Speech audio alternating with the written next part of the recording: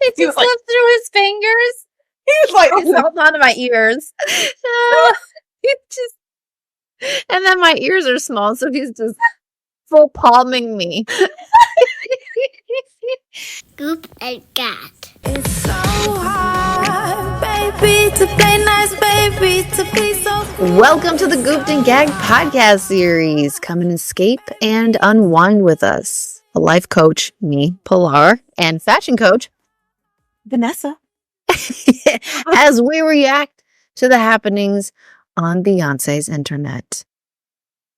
In this episode, we're going to experience an amalgamation of internet things because we all need a break from our day-to-day crazy, and this Mercury Gatorade finally freaking ending. But it's been in Virgo, and honestly, I'm so fucking tired.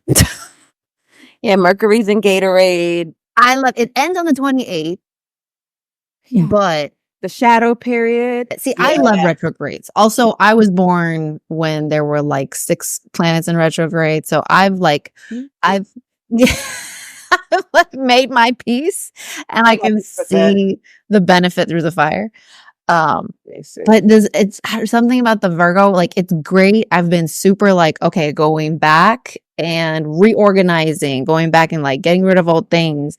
I've been planning for the rest of the year. Like, you know, I've been prioritizing projects and doing all my things, right? But like, I'm tired. I'm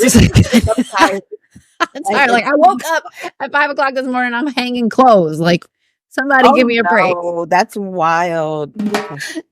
All right, we're good. No more fans flying in my face. Hit it. You know, you have also, by the way, you know, you have the best relationship, or like the fact that Sark and I talk about this all the time. We're like, can you believe it that there are people who have been married with each other for years and they don't fart in front of each other? Let me tell you something right now. I've known him since 2010. And it wasn't until like 2017 where actually, yes, my butthole would just shut down. It's like I was using the bathroom, I'd like lock the door and turn the water on. Oh my God, that's so long. Yes, he even saw me shit myself when I gave birth to Sophia. That was before. That was 2014. And once he saw me shit myself, it should have been like, you know. Yeah, like you've seen it all. You've seen it all at this point. But no, it's still like, it was so weird. I have like gas, but it's like my butthole like involuntarily just would not release the air. Like, nope. It's like, I guess it's that it's not very mindful or demure. It's not cutesy. It's not cutesy. Okay, where is this coming from? The more cute. Oh, so it started with an influencer like on TikTok. Okay, and I think they're a transgendered woman. And they're just like very mindful, very demure, very cutesy or whatever. And I guess my anus has been on that trend because it would not. And I'm just like, I'm gonna let it happen. But I feel like maybe subconsciously it wouldn't. And then I'm like, you know what? You're like, fuck it. I put my butt cheeks down. I said, I'm not doing this anymore. I'm not living in shame. I'm not hiding. Cause it hurts.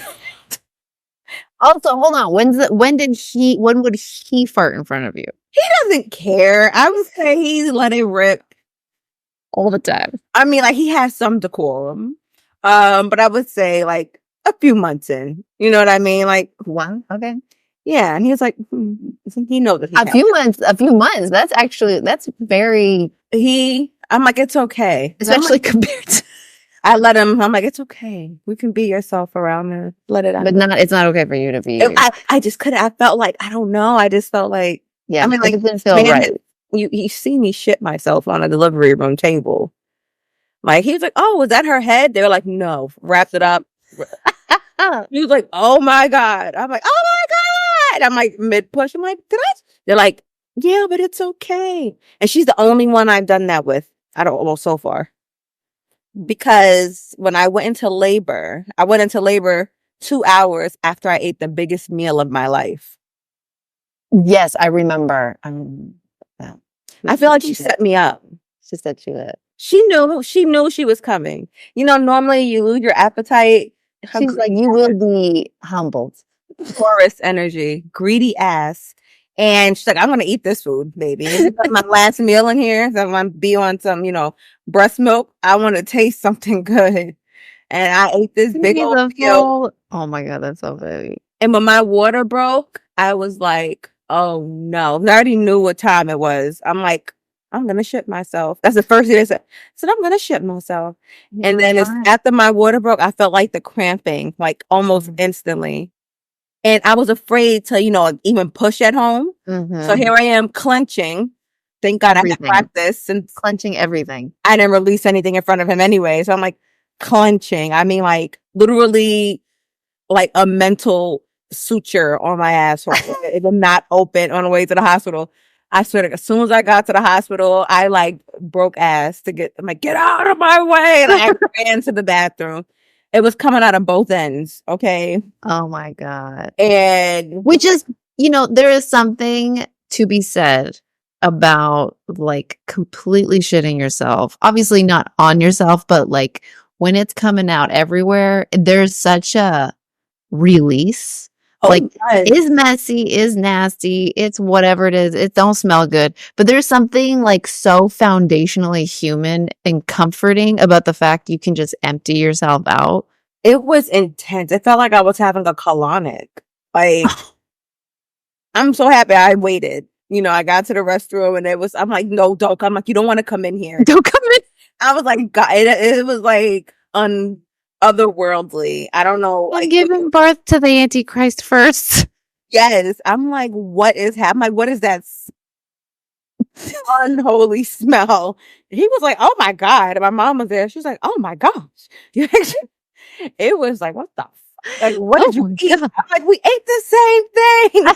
It was a crime scene in there. And then oh my God. When I was about to get up and go to the restroom, this went on for a few hours, They're like, oh, nope, it's time to push. Because as soon as I got up, that's when her head had dropped.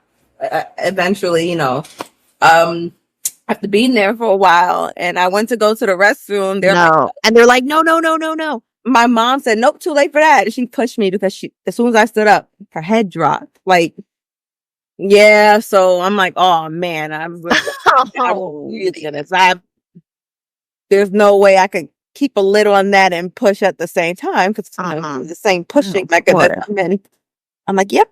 I was like, I just shit myself on this table. But let me tell you, them nurses, they are professional. Yeah, they didn't even care. They wrap it up and like, not like that. But they're like, it's like a pit stop in F1. Like they're so like, yes. And I swear I apologized to them after. I'm like, I'm so sorry you had to smell that because I smell what was happening. Like, oh, it's fine. I'm like, is it though? Oh yeah. Been there. No, let's see. I shit just a little bit with Rafa. I shit just a little bit. Just a little bit. They're just nuggets. You like some nuggets? Yeah, pellets? Just some cute. Where it was like, like they could just grab it, like, woo, throw it away. Like a little rabbit, a little hamster, So. Yeah. And then with Athena, I like fully shit myself. Oh, you like shit the bed? Yeah, because I took what is it called? Castor oil? Yes. Oh. No, I took castor oil. I didn't know. Oh, there was no grip left in those intestines. You just greased them right on up. Like no grip. Not know. No grip. Your intestines were just like it just smoothed out like completely. Like there was no. It was like they were ready. Yeah, to paint the town brown. You look at yourself, like yeah. And I was just like, I'm so sorry the whole time. I'm so sorry. They're like, it's okay, sweetie, it's okay. And I'm like, I'm so sorry. Like it's like, oh. You're like, it's not okay. And then with Iskra, I actually can't remember if I shit myself. I'm pretty sure I did. Your memory. She removed your memory. When in doubt, just assume you should. She's an operative. She removed your memories of that day. She did. You don't even remember. Do you even know her birthday anymore? Oh my God. And so actually it took me forever to remember. I told you that, right? It took me because she was literally born at 12, like 32 or whatever AM. So I kept thinking the 27. Let me tell you, we're going for her appointments. I'd be like 11:27. They're like, You like, are you sure? What's her last name? What's her last name? Yeah. You like girlfriend to sister? Yeah. And then they're like 11:28. like 20. Yes. Like, we're gonna make sure we have the right child. The right. Like, I swear, I gave birth to her. She like it's not enough that she look like she looks nothing like you. They're like, whose baby is this? First of all, like, whose baby is this? First of all, oh my God. Yeah, make sure you get the birthday together. They're really gonna look at you like, for real. Like, yes, right. Like, but yeah, she deleted your memories of that event that day. She did what she could. That's why you can't remember her birthday. Is it pretty all a ploy? Yeah, it was all a ploy. It was all telling you, she's an operative. Yeah. Right. So what are we chatting about today? Ooh! As your host for the hour, we just want to thank you for listening and taking the time to hang out with us. If you haven't already, don't forget to follow us and share with your friends because we all need a chance to express our thoughts, feelings, and questions. Okay, so here it is. I have a serious issue. I feel I'm a low value woman and I desperately want to change. I'm in my 30s now, but in my younger life, I was in prostitution countless times. And now I feel, as a result, I have a sex addiction because I cannot stop having sex or looking for men's sexual attention and gratification. At this point, I'd really like to enter into a long-term relationship, even marriage, but I'm not sure if I can sleep with just one man for the rest of my life. I'm a hoe. I feel like jam. I love the self-proclamation. I'm a hoe. It's like actually it's a core because you get paid for your services. Okay, hoes give it away for free, so it's okay. If you're gonna be one, at least you know have something to show for it, like my grandma used to say. I feel like I'm for the streets, but that's not where I want to be. How do I get out of this phase and into the stage of being no longer polygamous and being a sex worker? I've been out of prostitution for about 6 years now. I haven't had steady therapy because it is costly, but I do see someone and I started seeing a counselor about 6 months ago. What do you think my focus should be? And, what does that look like for anyone who's had some experience with that? Okay. Any words of wisdom? You want to go first? No. I can go first and give my brash opinions or whatever comes to mind. I'll let you go. I'll let you go first. Okay. First of all, there's no shame in being a sex worker. No shame. It's the oldest profession. It is. Yeah. I mean, it is recession proof. It's recession proof. Listen, these bills, the way they have it set up, baby. And I told my husband, I'm like, let's not take it off the table. Put the pussy on the table. No, the hard. Exactly. So, and I've had friends who've been sex workers. Okay. I've seen my friends when they're in the middle of a transaction or whatever.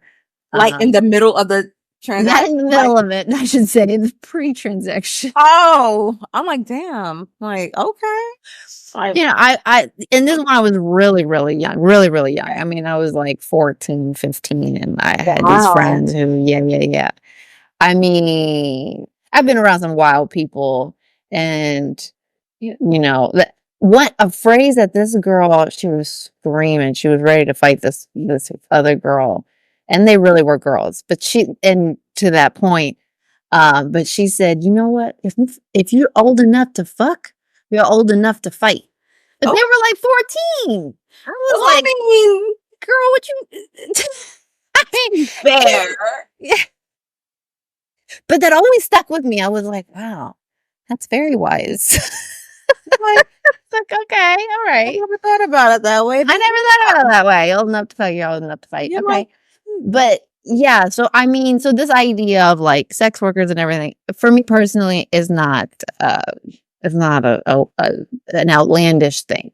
Mm-hmm. And I think that being a sex worker, it's easy to feel judged. It's easy because obviously it's a very, it can create a lot of strong feelings in people, a lot of strong opinions. I love that she is, seeking out therapy. I love that she's seeking out counseling. That's huge. I mean, we need that, period. But if you do that when you're young, you're doing it out of necessity. There's a lot of it's in most places it's not regulated. So it's very, so it happening is usually out of, need, like a necessity.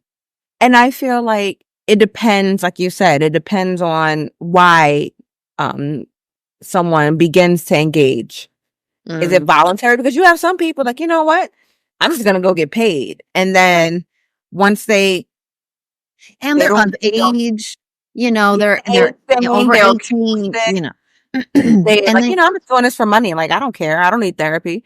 And you know what I mean? But then you have some people who do it because that's all they can do to, to maybe provide for their families. Were they sex trafficked? Are they victims of abuse? Things like that. And that's what I was going to say exactly is like, if you get started in it because you were originally a victim of abuse in some way, and you get started when you're younger, and it looks like, she says she did it in her 20s. Okay. Right.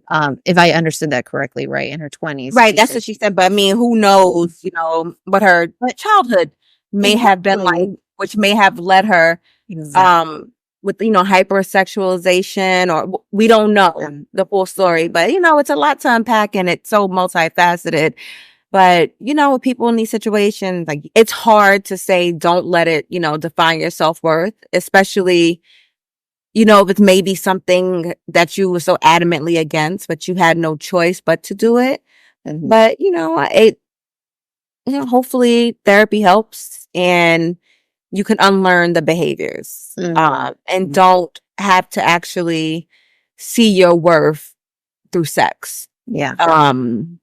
For folks like that, women, even men, I feel like abstinence, may be best for them just because they feel like their worth is tied directly to sex. Right. And when you feel that way, it's like maybe abstain some. And just, listen to yourself. Listen to yourself, right? Yourself and listen to like all the information that's coming through. I'm a big fan of like healing in action. You know what I mean? Like, it's not just about doing the pre-work. It's also about letting yourself go through the journey of healing and like where that takes you. Because, like sometimes, for instance, for me, like I remember when I was, quote, ready, I still started dating and I still was seeing people and I was still doing that. But while I knew I was in transition, and I think that it's okay to be in transition. Life is a transition. I think it's okay to discover your self-awareness through the act of, right? And it's because it happens. And I think that you have to be in a place of forgiveness for yourself. Exactly. And because sometimes you might meet somebody and it's through that act of meeting somebody and you go, oh, this isn't it.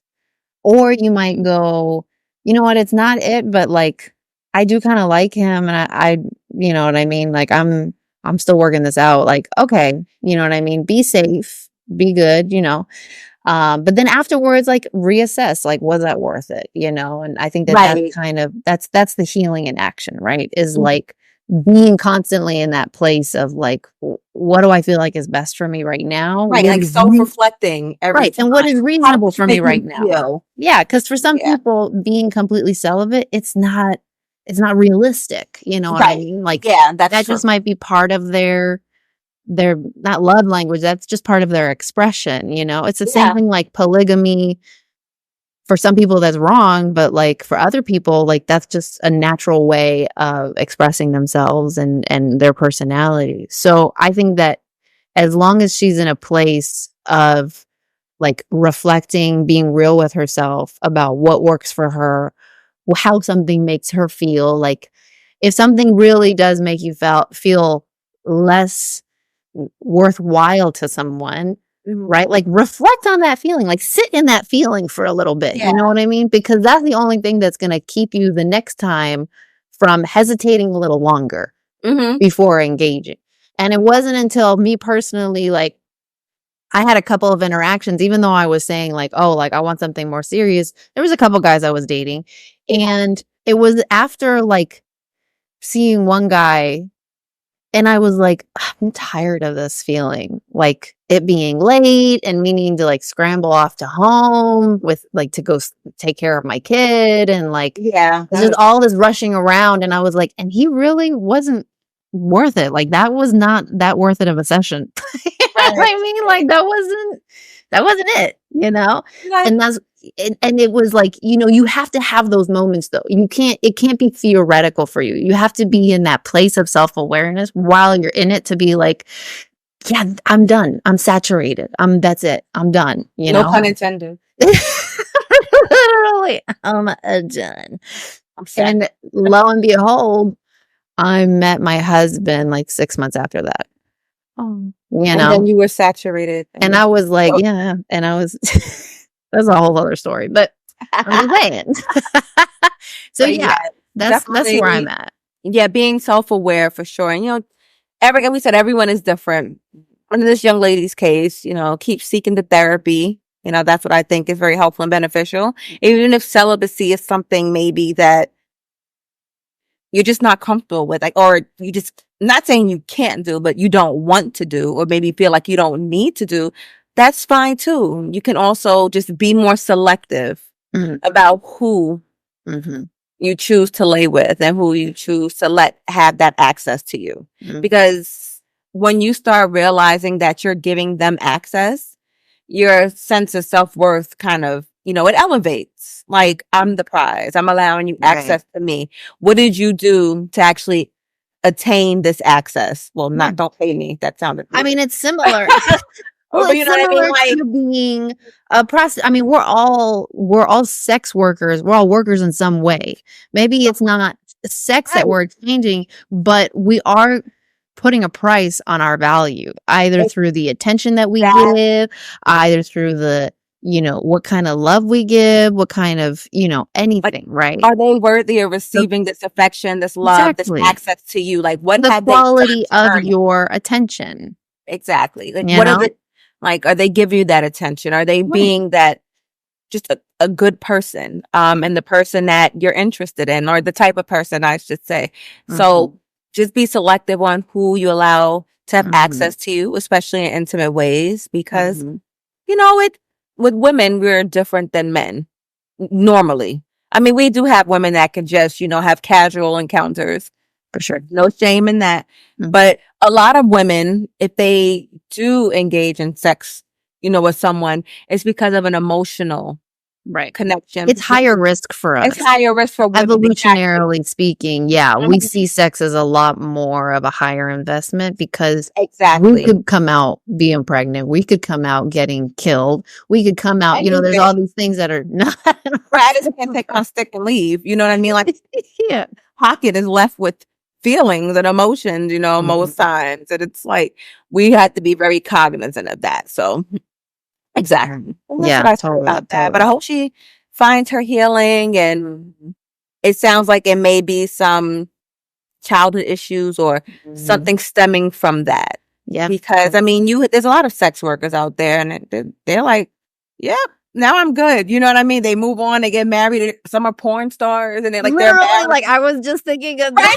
They're literally porn stars, but I feel like it's something else that's there with this woman. That's making even the fact that she called herself a low value woman, like, I feel like that's also like she's already trying to disarm and be like, I know I'm low value, because people in her life have probably told her, like, you know, like, that's nasty, you're this, have made her like almost like trying to convince her that she's a low value woman. And so in order to almost avoid the conflict, you we diffuse by going, I know I'm a low value woman. Right. Like, I know what I am, that kind of thing. And exactly. But you don't have to do that. And if there's people in your life who aren't willing to like support you in your healing process when you're clearly already committing to it. Right. I mean, fuck them too.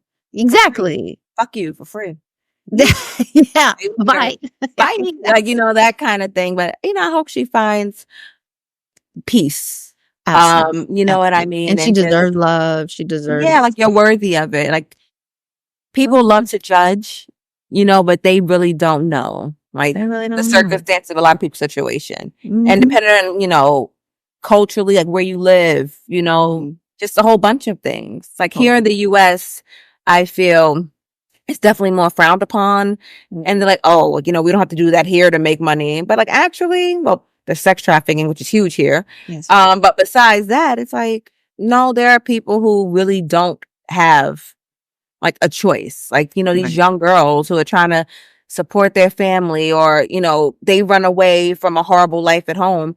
And then what are they going to do? You know what I mean? So yeah, for sure. For sure. So I just hope it is very possible. I mean, especially in this climate, I feel like, yes, 10, 20 years ago, there's a lot more, there was a lot more tradition. And I think just by virtue of like the internet, virtue of like, information and people sharing their stories and right. Because people didn't know like sex trafficking. What's that? Like it's been happening, but now with the fact that like it's possible to turn your life around or it's possible to, you know what I mean? Like, I just feel like there's just generally more compassion in the world than there used to be and is more like, breadth of possibilities, that sense of like, even like, I mean, just look at like polygamy and it's more acceptance. It's what I mean? It's definitely more acceptance. It's not as taboo. And I feel like Pretty Woman walked so everyone else could run. You know what? Well, it's funny because actually our next one is about pretty women. Shall I read it? I'm telling you. I didn't set this up. It's just, I'm going to go play Lotto tonight, people. Just happened that way. Play Lotto tonight. Hit it. All right. I'm going to read this. Now, what's funny is I haven't read the whole thing. Okay. And because I wanted to wait until this moment to read it. So there was a picture, but I don't think that's really necessary because the words kind of speak for themselves. Okay. So do pretty women have to vet men harder and have higher standards than average looking women? ?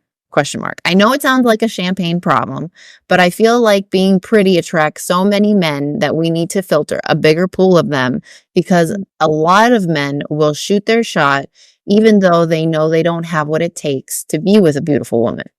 I have been on dates with men who were insecure about my beauty, about the attention I attract, or their insecurities made them think they didn't deserve me. I remember applying for a job. I created a profile to be able to send my application. The recruiter sent me a message. We aren't looking for models. Based on my profile picture, it frustrated me so much. And then there are annoying questions. Why is a woman like you still single? There must be something off, which adds a little self-doubt. Thoughts? Another question. Am I the only one noticing that some people feel entitled to comment on how I decide to show up? I often have people telling me, I prefer you with your hair natural, or thicker eyebrows, or in this dress, or whatever they don't like about me, they'll tell me. And I am thinking that I decided to show up like that for me, not to please anyone. It annoys me because, again, it's about my beauty and it's mine, not anyone else's. And I do whatever I want with it. Woo, go off. I prefer you this. I prefer you that. I prefer to shut the fuck up. How about that? How about that? But, she probably doesn't want to. She's thinking it. But, she's trying to be very demure. Very demure, right? So there's a way to say that. It's not quite such a context, but that's what we're thinking. Like, people love to impose their opinions on others. And she's right. And especially if someone is very attractive, whether it be male or female, people who are jealous or insecure will try to find ways to bring them down, to humble them, so to speak, to, knock them down a notch, where they need to worry about fixing their damn hair because it doesn't look good how it looks right now. And So you're why don't you 100% take that right. right, like take the energy and put it on you. Don't come here with that, because I didn't call for you. I didn't send for you. But now I'm going to come for you. It's like you tried it. And then you tried it. And now you're about to get it. Like, people think they're eating with these comments, but they just look like idiots. And, I see it all the time. Like, well, now I'm home and I don't like being around, general people and outside with the masses breathing all my air. But, you'll see it all the time, like, when, like, men or whatever, like, catcalling women that are really attractive. Like, sir, you were hanging outside in the corner and you have no teeth in your mouth. Why are you trying to talk to this woman? And then you're getting mad when she doesn't want to speak to you. Like, sir, Gummy, Mr. Gums. Like, sir, your crack pipe is hanging out your pocket. Or like, why are you not at work right now? Why are you frequenting this establishment? Why is it a Wednesday afternoon and you're hanging out on a long chair? Right. Or a lawn chair, which I've seen, or a milk crate, and thinking this gorgeous specimen is who has it going on. It can literally have anyone she wants, would waste her time and her vagina on you. Mm-hmm. Like, let's be for real, and it is true. It does happen. And when people, men or women, if they're attractive and they happen to be single, they're like, oh, why are you still single? You must be a problem. And you're like, yeah, I do have a problem. Maybe my standards, I don't want to lower my standards for mediocrity. And there's nothing wrong with that. And again, you do have people that seek really attractive people out, and then they get into these relationships with them, and you hear it time and time again. They want to break them down, you know what I mean? To humble them and knock them down a notch. And then you hear these people saying, oh, I'm finally out this relationship and I'm gaining my self-esteem back. And you see them and they're just like good looking people. And you're like, stunning. And like, someone came into their life that they allowed because I guess they didn't vet enough and gave them too much control and access to them emotionally and mentally. Mm-hmm. And they broke them down because of their own insecurities. So to her, I say, yes, bet harder. Don't lower your standards and look cute. Just because I want to look like a basic ass bitch and you do, it's not my concern. I'm just putting it out there, just like strict like that. Oh, you didn't have to wear that. Neither did you. Keep that energy for yourself. Not for me. Thanks. It's so interesting because I have lots of thoughts and feelings about this.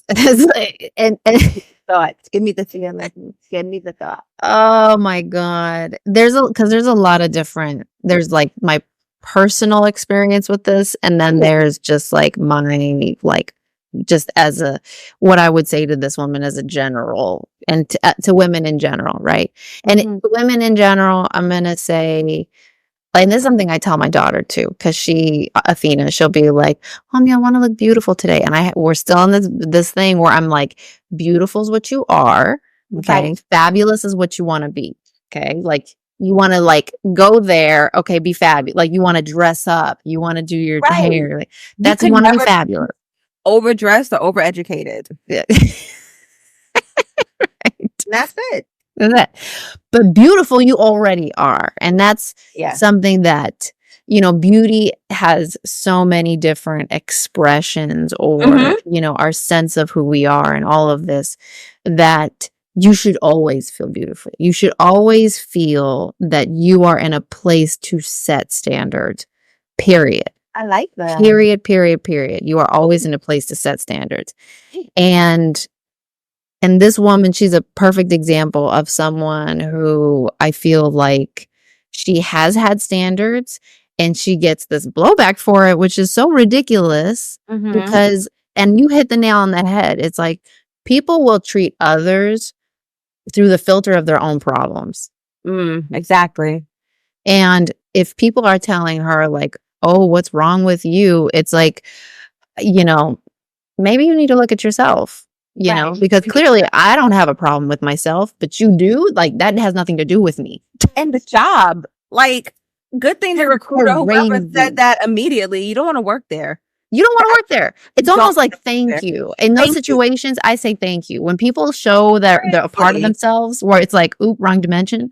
Like, I go thank you because I didn't need that. So I'm glad I didn't need that. Like, so I can be educated and physically appear to be a gorgeous person. Yeah, Like, totally.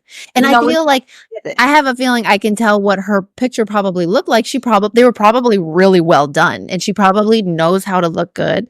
So she probably looked like she was, posing. She was getting her best side. She was getting her best light, everything. like all that good And head they try to come at her like, oh, we're not looking for models. Like, you're trying too hard. are you hiring ogres? Like, so you're punishing me for being attractive? Like, literally. I'm like, would you tell your mom the same thing? Probably not.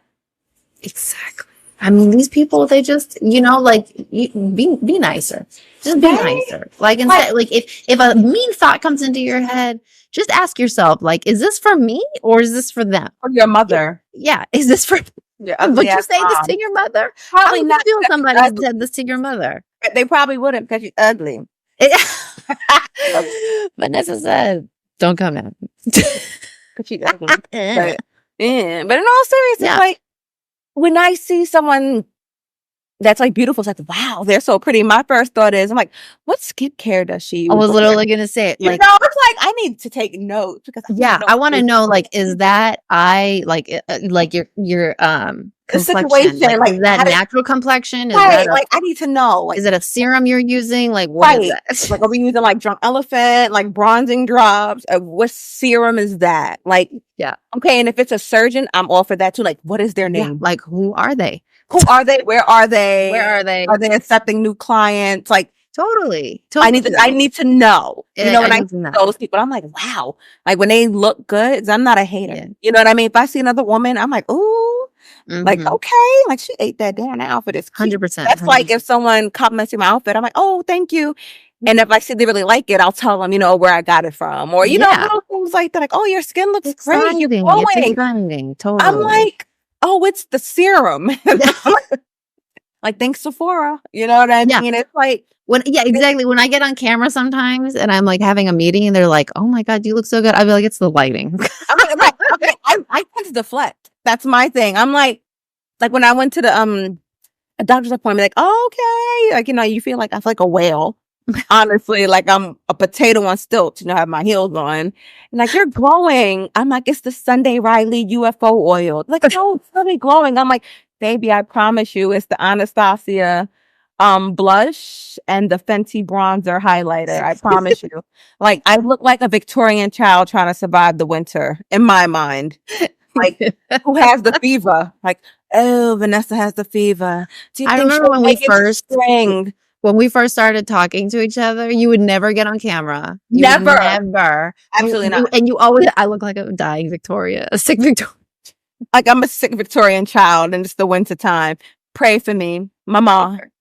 As we only had a few bread and the scraps of cheese and the famine is setting in. And I don't know if I'll make it to see another warm spring. It's hilarious. So even when I feel like at my worst, though, when I see someone looking good, it's like, oh, let me get my stuff together because you too can do it. You know what I mean? It's like, don't be a hater. Yeah, 100%. I also want to give the other side of it, which is, and the other side of like the reasoning why you shouldn't, get on someone's case for being beautiful, which is like, well, like, why are we even saying that? But for me personally, and this comes from my personal experience, and that's that I've had a long history of really struggling with my femininity, struggling with my beauty. It attracted a lot of bad attention when I was little, and it wasn't the kind of attention that you want children getting. You know what I mean? Right. It would be the classic, oh, you're so mature for your age, or you're so beautiful. And it didn't resonate as like positive comments. The R. Kellys were coming out. Yeah, it's so trying to groom you. Exactly. So I went through many, many, many years and decades of just like really hiding my femininity. So that happens a lot. Only when so they don't feel seen. You know what I mean? Yeah. And it was only until, the last like 5-10 years, more like 5 years, 3 years, that I really started like embracing, I would even, when I had long hair, I was at a job and I would always have it in a bun, in a messy bun and whatever. Yeah, moñito. And I remember I was at lunch with my boss at the time, and I was putting it down so that I could reach. Yeah. And he, no joke, he looked at me and he said, "Don't you know what you do to men when you have your hair down?" And it was, as a woman who was, for the majority of my life, worked in male dominated industries, you learn to grow a thick skin, and you learn to deflect while dimming yourself. Larry, I don't even know if that was his name. You and that fucking baby carrot that you have in your pants can do nothing for me. Okay? So when I tell you that I reclaim myself, my femininity, and I know it's just like, even in, I've had to go through so many evolutions of what does femininity mean to me. And, even with my husband, who has never like over sexualized me like that, has never, you know what I mean? It's always been very like mental first, and then, an appreciation. And then that, you know what I mean? Especially when you're talking about people who have that kind of trauma growing up, you see someone who is full out, like, embracing their femininity. To me, I'm like, you don't know if it took them their whole life to get there. Right. You don't know me from a hole in the wall. Like, you literally exactly. Like, you don't know me. Like, you don't know me. You don't know me. Back like that. You don't want to know me. And you don't want to know me. So don't try me. Again. Like, see, these people have you fucked up. Like, you got fucked up. See, like, you're trying to be like cutesy, demure. But then you want to turn to Tyler Perry, with a fucking frying pan. Like, see, now you're trying me, and I'm gonna have to show you better that I can exactly. So just let me live my life. Let me live my life. Let them be beautiful. Let them be beautiful. And I will say, I'll go back to it. Absolutely. Have standards always. Mm-hmm. But yes, if you do present yourself with confidence and with that added, like, I'm embracing the best version of me already, like, and you're coming out and you're just on that extra vitamin of glamour, like, absolutely. Like, your standards should be high. Like, do what works for you, and fuck the haters. Fuck them, right? Like, I don't need that stink coochie energy coming over here messing with my vibes. So, yes. So work, mama, work. Go balance your pH, mind your business, and mind a business that pays you. Okay? Oh my God. Bye-bye. Fix your pH and get out my face. That's so funny. I love it. Okay, hold on. We have one. So we have two more, but we can do this. Well, I want you to go off on the next one. This is for you. Oh. And that's the Black women harsh truth. Oh. I want you to get on your soapbox here. Yeah. Do you want me to read it, or you read it? You want my reaction? Like my reaction to it, or let's see. Well, whatever, like, because there's like comments too. Okay. Right, I forgot about that comment. I see she's not in a group anymore. I know. Someone got kicked out. Stop sign with the flash. So because the funny. person who made the post, she's the owner of the group. Who? Oh, Shanika? Yes. Nice. She said, I said, she said, you don't know me. Like, now you found out. I think she removed herself because she wanted to add her, but maybe she's gone now. Okay.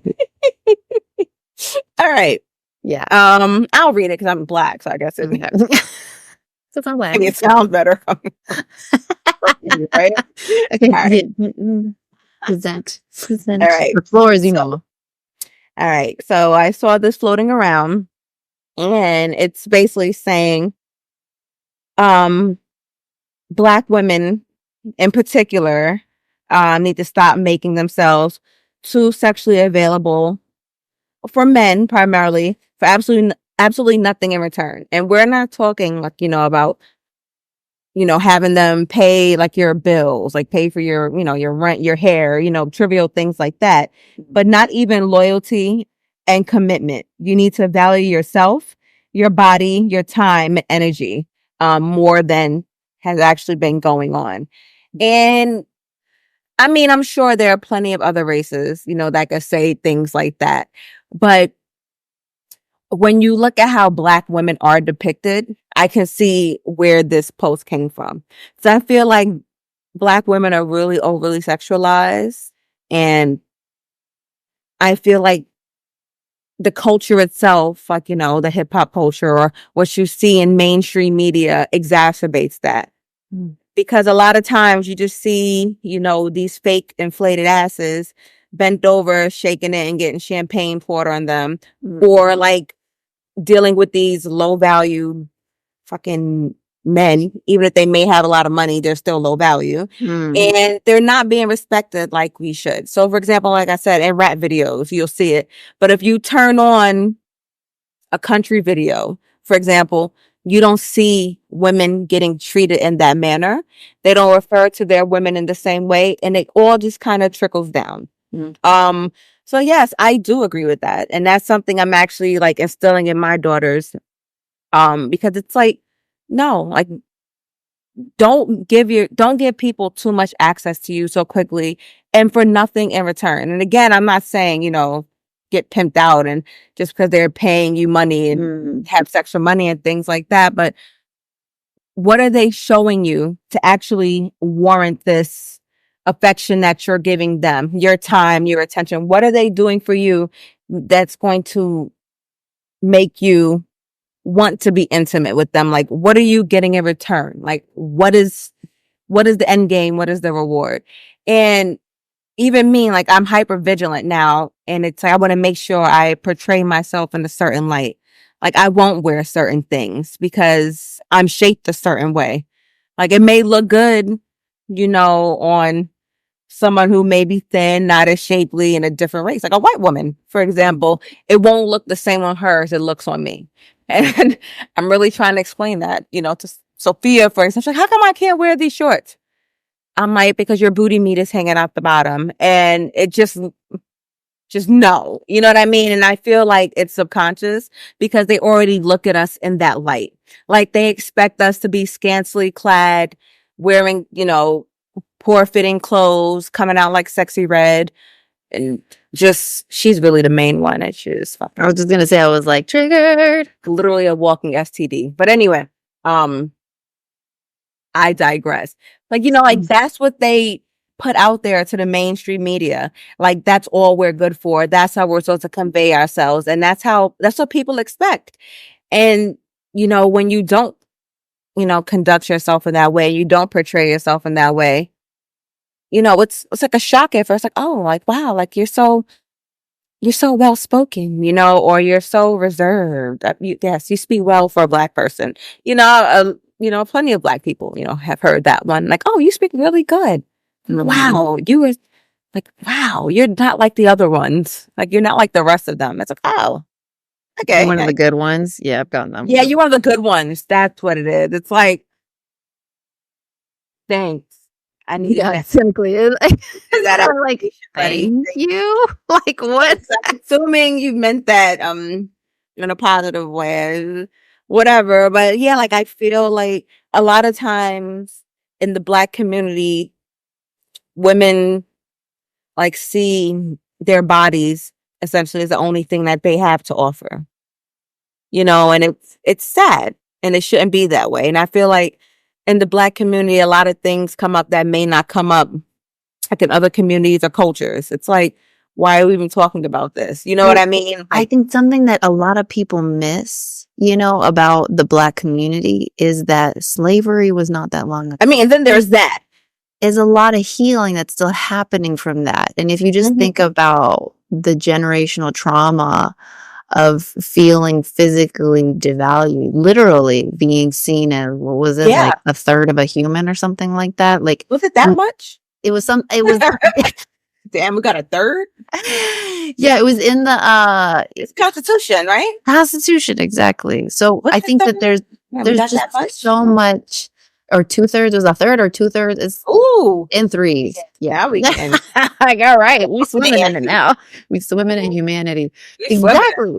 But when you talk about generational trauma, and you have people that think about their generational trauma from like, 7, 8 generations ago. And it's like, you're not talking about very far back when you're thinking about the whole community. Like the last slave literally like died, I don't even know, like 20 years ago? Like it was like in our generation.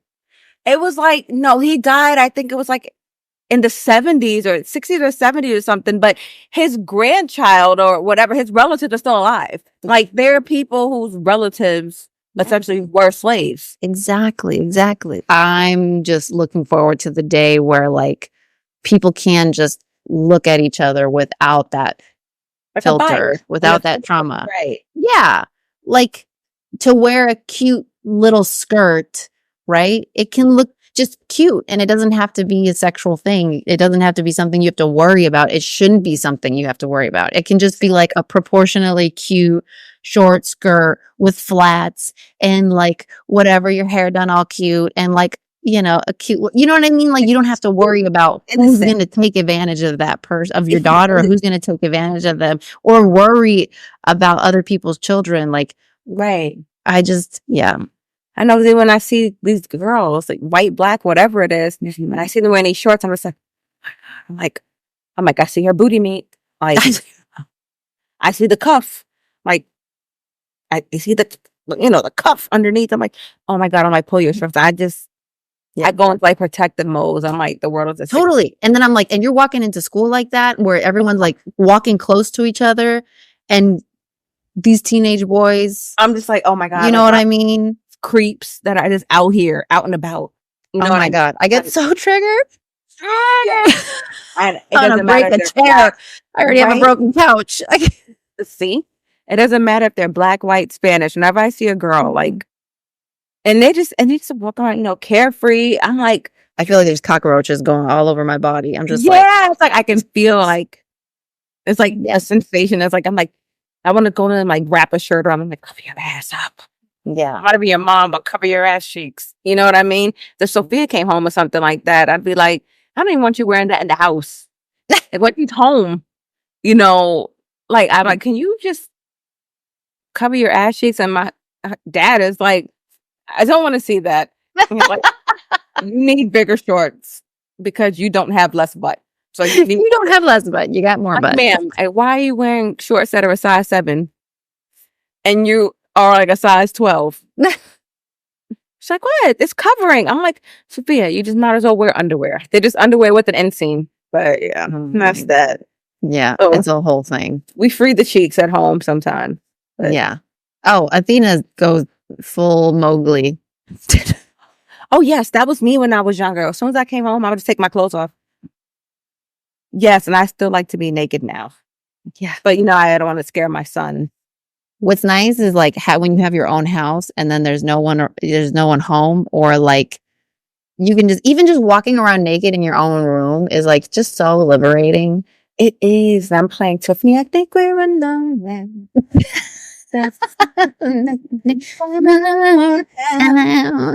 That's like literally me. Like the booby swing.